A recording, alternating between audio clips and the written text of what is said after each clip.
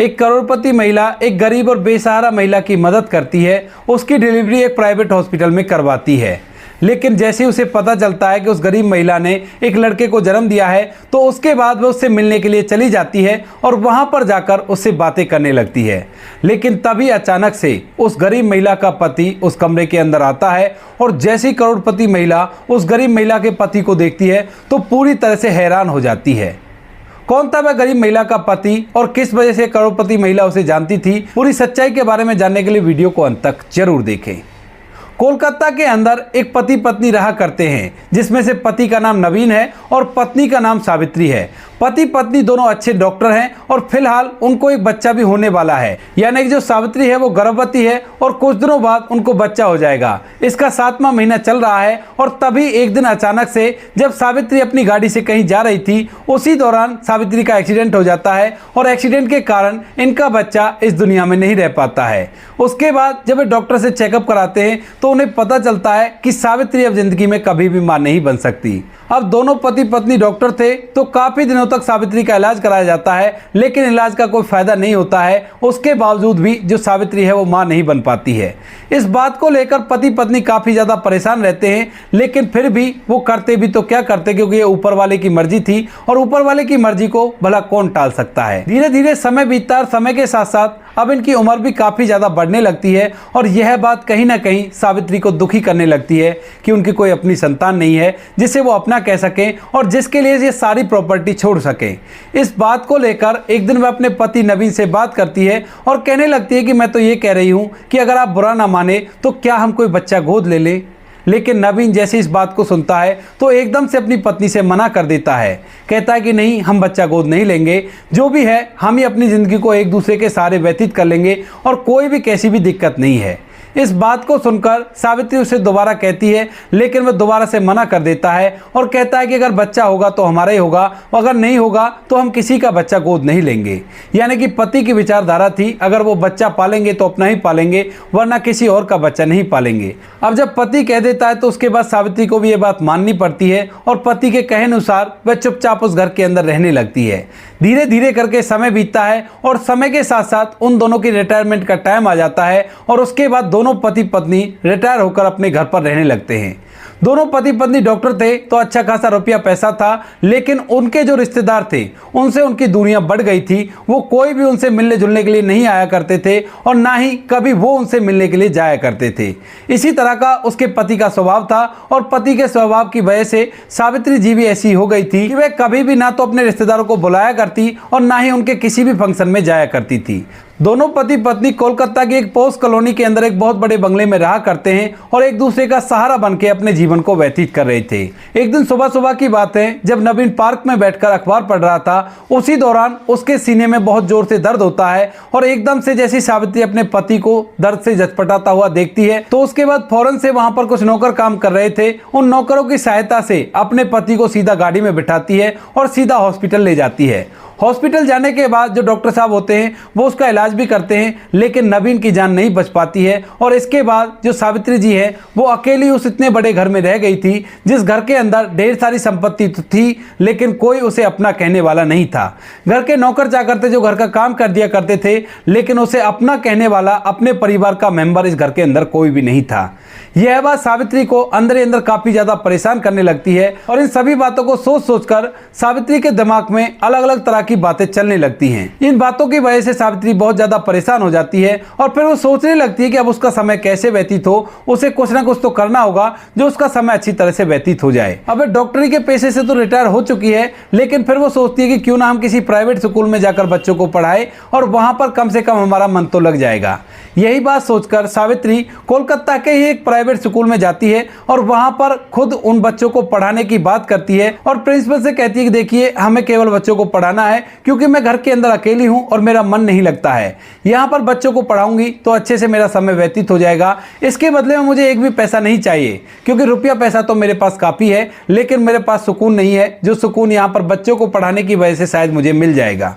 अब जब प्रिंसिपल ये बात सुनता है कि एक तो इतनी बड़ी डॉक्टर थी और ऊपर से हमारे स्कूल में फ्री पढ़ाने की बात कर रही है, तो वह झट से हामी भर लेता है और कहता है कि ठीक है मैडम, आप आराम से यहाँ पर आ सकती हो, कोई भी दिक्कत नहीं है। सावित्री को गाड़ी चलानी आया करती थी, तो वह अपने बंगले से अपनी गाड़ी में बैठती है और उस प्राइवेट स्कूल में जाकर बच्चों को पढ़ाया करती है। बंगले से प्राइवेट स्कूल की दूरी लगभग 10 किलोमीटर थी और इस 10 किलोमीटर को सफर को वह खुद ही तय किया करती और वहां पर जाकर बच्चों को पढ़ाया करती। जब सावित्री जी अपनी पढ़ाई लिखाई के हिसाब से बच्चों को पढ़ाती है तो बच्चों को पढ़ाई लिखाई बहुत ही अच्छी लगती है और सावित्री जी उस स्कूल के अंदर फेमस टीचर हो जाती है। बच्चों के जीवन पे सावित्री जी का इनाम रहा करता और अच्छी तरह से सब कुछ व्यतीत होने लगता है। एक दिन शाम के समय जब स्कूल की छुट्टी हो जाती है और सावित्री जी अपनी गाड़ी में बैठकर वहां से घर की तरफ जा रही थी, उसी दौरान अचानक से रास्ते में जब उनका घर यहां से 5 किलोमीटर रह जाता है, उसी दौरान उनकी गाड़ी पंचर हो जाती है और जैसे ही गाड़ी पंचर हो जाती है तो उसके बाद सावित्री जी गाड़ी को रोक लेती है। उतरने के बाद जैसे वो देखती है कि उनकी गाड़ी पंचर है तो उन्हें बड़ी ही परेशानी होती है, क्योंकि उसके पास स्टेपनी तो थी लेकिन उसको चेंज करना नहीं आता था और इसी वजह से वो इधर उधर लोगों से मदद की गुहार लगाने लगती हैं। लेकिन कोलकाता जैसे बड़े शहर में लोगों के पास इतना टाइम ही कहाँ है और सभी लोग अपनी जल्दबाजी में इधर से उधर निकल रहे थे, लेकिन कोई भी व्यक्ति सावित्री जी की तरफ ध्यान नहीं देता है कि इनकी स्टेपनी चेंज करने में मदद कर दी जाए। तभी अचानक से वहां पर एक लड़का आ रहा था, जिस लड़के के पास टूटी फूटी साइकिल थी और फटे पुराने उसने कपड़े पहन रखे थे। वह लड़का जैसे सावित्री जी को दिखाई देता है तो उसके बाद सावित्री जी सोचने लगती है कि मैंने काफी लोगों से पूछ लिया है तो अब हम किसी से भी नहीं पूछेंगे, थोड़ी देर तक देखते हैं कि कोई हमें मदद मिल जाए तो ठीक है, वरना हम यहाँ पर अपनी गाड़ी को छोड़कर यहाँ से ऑटो पकड़कर अपने घर चले जाएंगे। यही सोचकर सावित्री जी उस लड़के को नहीं टोकती हैं, लेकिन जैसे ही वह लड़का जिसकी उम्र 25 साल थी वह सावित्री जी के पास आता है तो एकदम से उनसे पूछने लगता है कि मैडम क्या हुआ, क्या कोई परेशानी है क्या? तो सावित्री जी इस बात को देखकर बड़ी हैरान होती हैं कि ऐसे शहर में जहां पर लोगों के पास जरा भी टाइम नहीं है, वहां पर एक लड़का खुद से उनकी परेशानी पूछ रहा है। तो वह बता देती है कि हाँ मेरी गाड़ी पंचर हो गई है और मुझे स्टेपनी चेंज करनी नहीं आती। इसके बाद जो वह लड़का होता है एकदम से कहने लगता है कि मैडम बस इतनी सी बात अभी कर देता हूँ, आप बस डिग्गी खोलिए, मैं स्टेपनी को निकाल कर आपके टायर को चेंज कर देता हूँ। इसके बाद सावित्री जी उसके कहे अनुसार डिग्गी को खोल देती है और जो लड़का होता है जिसका नाम रवि होता है वह पीछे से स्टेपनी निकालता है और जैक लगाकर पंचर टायर को निकालकर वहां पर स्टेपनी को लगा देता है। इसे लगाने के बाद वह मैडम से कहने लगता है कि लीजिए मैडम आपकी गाड़ी तैयार हो गई है और अब आप आराम से जा सकती हो। इसके बाद सावित्री जी अपने पास से 500 रुपए निकालकर उस लड़के रवि को देने लगती है, लेकिन जो वह लड़का होता है वह साफ साफ मना कर देता है, कहता है कि मैडम मैंने आपकी मदद की है, मेरा पैसा नहीं है कि मैं आपसे मदद करके उसके बदले पैसे लूं। अब यह बात सावित्री जी को और भी ज्यादा हैरान और परेशान कर देती है, क्योंकि आज के समय में 500 रुपए के लिए भला कौन मना करेगा, वो भी इतना गरीब व्यक्ति जिसके पास टूटी फूटी साइकिल है और फटे पुराने कपड़े पहन रखे हैं। फिर वह सोचने लगती है कि शायद हो सकता है इसे हेजिटेशन हो रही हो, तो इसी वजह से वह दोबारा से उससे कहती है कि कोई बात नहीं बेटा रख लो, ये मेरी तरफ से तुम्हारे लिए इनाम है जो आज के समय में तुमने मेरी मदद की है। लेकिन रवि साफ साफ मना कर देता है और वहां से अपनी साइकिल को लेकर जाने लगता है। सावित्री जी के दिमाग में रवि का चेहरा छप चुका था और वह बार बार रवि के बारे में सोच रही थी कि कितना अच्छा व्यक्ति है और इसकी हालत ऐसी कैसे हो गई। वह उसकी मदद करना चाहती है, लेकिन रवि की खुददारी को देखकर वह पीछे हट जाती है, क्योंकि रवि जितना खुददार था वह शायद उससे कोई मदद ले पाएगा। इसके बाद सावित्री जी वहां से अपने घर चली जाती है, लेकिन अब भी उनके दिमाग में रवि का ही चेहरा घूम रहा था। धीरे धीरे रात कंप्लीट हो जाती है और दूसरे दिन सुबह सुबह सावित्री जी अपने रूटीन को फॉलो करते हुए दोबारा से स्कूल में चली जाती हैं। लेकिन जैसे आज वो स्कूल में जाती है तो वहां पर उन्हें प्रिंसिपल ऑफिस में कुछ काम था, लेकिन जैसे वो प्रिंसिपल ऑफिस में जाती हैं तो वहां पर एक 22-23 साल की महिला जो गर्भवती है और वो प्रिंसिपल साहब के सामने हाथ जोड़ जोड़ कर गिड़गिड़ा रही है, कह रही है कि साहब मुझे काम पर रख लो, मुझे काम की बहुत ज्यादा जरूरत है, हमारी हालत काफी ज्यादा खराब है।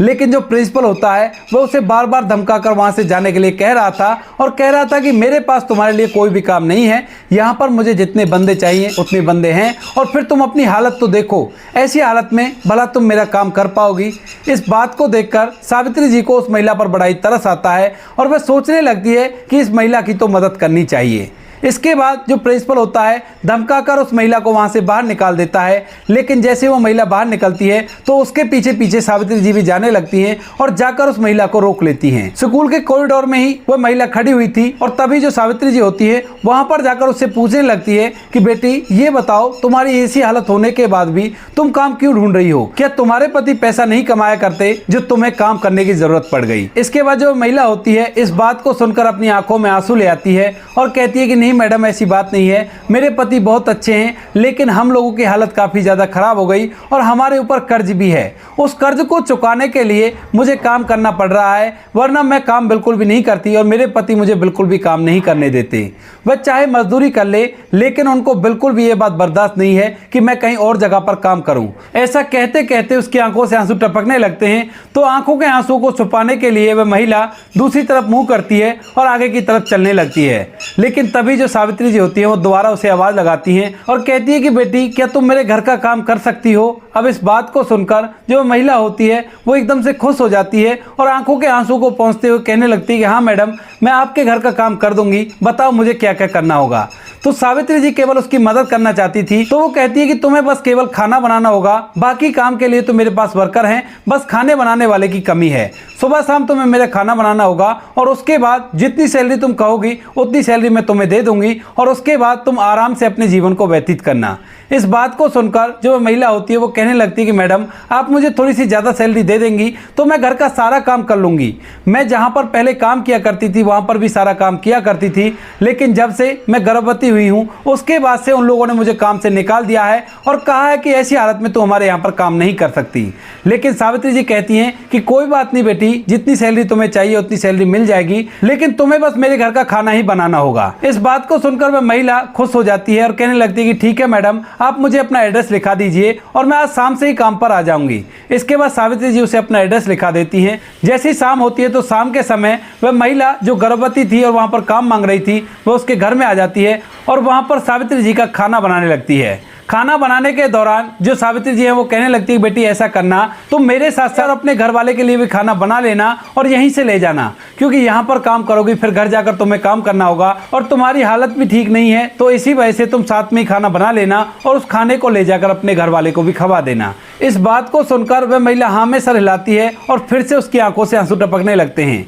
जब सावित्री जी देखती है कि उस महिला की आंखों से आंसू आ रहे हैं तो वो उसके पास जाकर उसे पूछने लगती है कि बेटी, तुम्हारी आंखों में आंसू कैसे? तो वो कहने लगती है कि नहीं मैडम, ऐसी कोई बात नहीं है, दरअसल मैं आपके व्यवहार को देखकर बड़ी हैरान हूँ, क्योंकि आज के समय में ऐसा व्यक्ति मिलना बड़ा ही मुश्किल है। जहाँ पर मैं पहले काम किया करती थी वो लोग भी पैसे वाले थे, लेकिन आपके जैसा पैसे वाला मैंने कोई नहीं देखा है। एक वो पैसे वाले भी थे जिनसे हमने पैसा उधार लिया था, लेकिन उन्होंने पैसे के बदले हमारी ज़मीन भी हड़प ली है और कहा है कि जब तक तुम पैसे नहीं चुकाओगे तब तक तुम्हारी ज़मीन तुम्हें नहीं मिलेगी। दरअसल हमारे पास एक छोटी सी ज़मीन थी जिस पर हम खेती बाड़ी करके अपना गुजारा किया करते थे, उसमें सब्जियाँ बो लिया करते थे और सब्जियों से अपना अच्छे से गुजारा कर रहे थे। लेकिन अचानक से मेरे पति की तबीयत खराब हो गई और तबीयत खराब होने के कारण उस जमीन के बदले हमें पैसे लेने पड़े और उसके ऊपर से भी वो लोग हमसे ब्याज ले रहे हैं। इसी वजह से मैं और मेरे पति दोनों काम किया करते हैं। मेरे पति मेहनत मजदूरी किया करते हैं और साथ में मैं भी काम किया करती हूं, ताकि मैं तो ब्याज को चुका सकूं और मेरे पति उस मूल को चुका सकें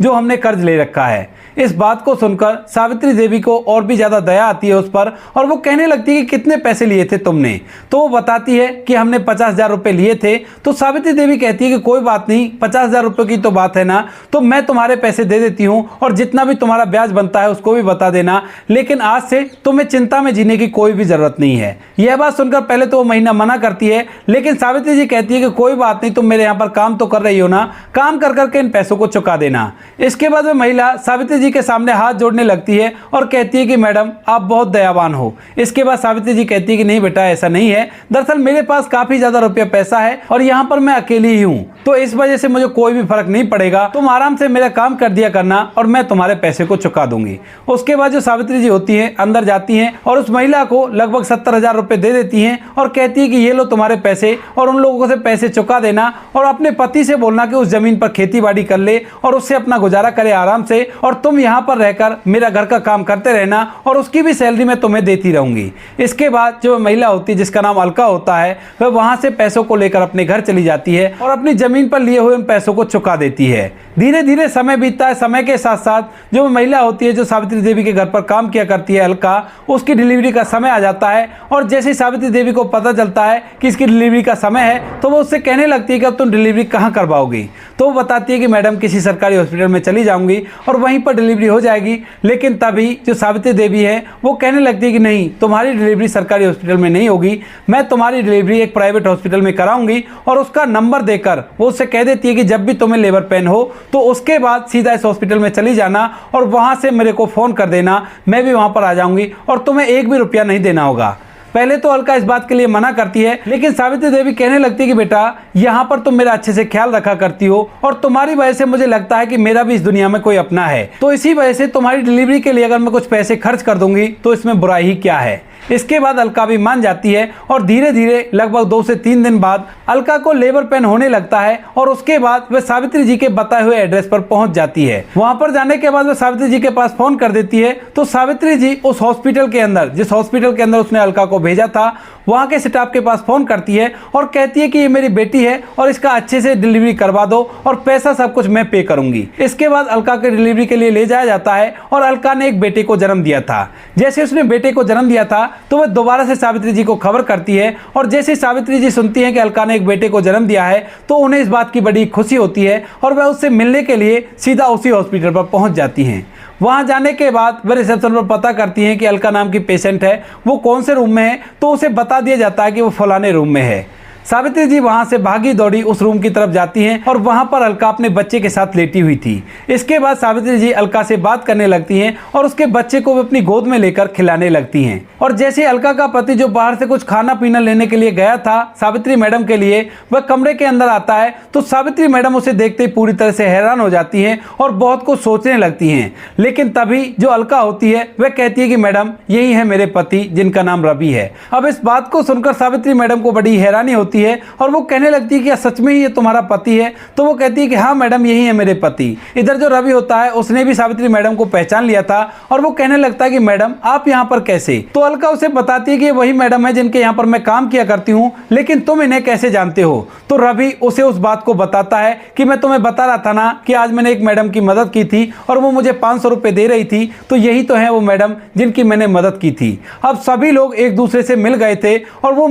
जो मदद रवि ने उसकी की थी वो उसकी पत्नी को मिल चुकी थी सावित्री मैडम से ही, और ऊपर वाले का खेल कुछ ऐसा हुआ कि सब कुछ घूम घाम के सावित्री मैडम के पास आ गया था। अब जब सावित्री मैडम ये देखती है कि जिस लड़के ने उस दिन मुझसे मदद नहीं ली थी, ऊपर वाले ने उसकी पत्नी की मुझसे मदद करवाई और उसके बाद किसी ना किसी बहाने से तो इसकी मदद हो ही गई। उसके बाद सभी लोग इस बात को सोच सोच कर बड़ी हैरान होते हैं और एक दूसरे को सम्मान की दृष्टि से देखते हैं। इसके बाद जो रवि होता है सावित्री मैडम का बहुत बहुत धन्यवाद करता है और जो सावित्री मैडम होती हैं वो रवि से भी कहने लगती है बेटा ऐसा करो, तुम्हें भी तो काम चाहिए होगा ना, तो तुम भी मेरे घर पे ही काम कर लिया करो, क्योंकि तुम्हारी पत्नी से मेरा अलग सा बाउंडेशन हो गया है और तुम दोनों पति पत्नी वहीं पर रहकर काम कर लिया करना, कोई भी दिक्कत नहीं है, मेरा घर बहुत बड़ा है। पहले तो रवि इस बात के लिए मना करता है, लेकिन जब सावित्री जी बार बार जिद करती हैं तो वह भी इस बात के लिए मान जाता है और पति पत्नी अब सावित्री जी के यहाँ पर रहकर उसका काम किया करते हैं और सावित्री जी को भी अब एक पूरा परिवार मिल गया है। जो अलका का बेटा होता है वह उसको अच्छी तरह से खिलाया पिलाया करती है